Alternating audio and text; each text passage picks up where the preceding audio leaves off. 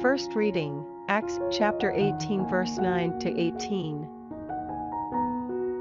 One night the Lord spoke to Paul in a vision, "Be fearless, speak out and do not keep silence, I am with you. I have so many people that belong to me in this city that no one will attempt to hurt you." So Paul stayed there preaching the word of God among them for 18 months.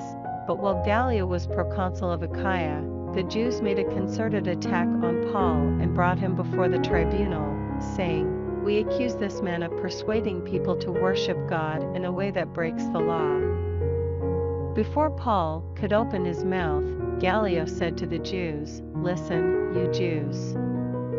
If this were a misdemeanor or a crime, it would be in order for me to listen to your plea, but if it is only quibbles about words and names, and about your own law, then you must deal with it yourselves. I have no intention of making legal decisions about these things." Then he began to hustle them out of the court, and at once they all turned on Sosthenes, the synagogue president, and beat him in front of the tribunal. Gallio refused to take any notice at all. After staying on for some time, Paul took leave of the brothers and sailed for Syria, accompanied by Priscilla and Aquila. At Cenchreae he had his hair cut off, because of a vow he had made. Responsorial Psalm, Psalms chapter 47 verse 2 to 7. For Yahweh, the Most High, is glorious, the great King over all the earth. 3 He brings peoples under our yoke and nations under our feet. 4 He chooses for us our birthright, the pride of Jacob, whom he loves. 5 God goes up to shouts of acclaim, Yahweh, to a fanfare on the ram's horn. 6 Let the music sound for our God, let it sound. Let the music sound for our King, let it sound. 7 For he is King of the whole world, learn the music, let it sound for God.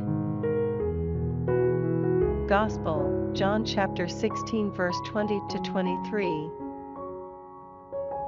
In all truth I tell you, you will be weeping and wailing while the world will rejoice. You will be sorrowful, but your sorrow will turn to joy. A woman in childbirth suffers, because her time has come.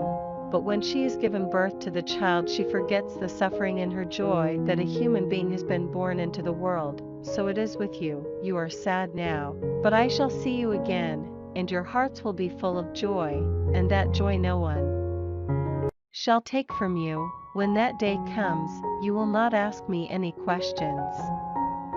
In all truth I tell you, anything you ask from the Father he will grant in my name.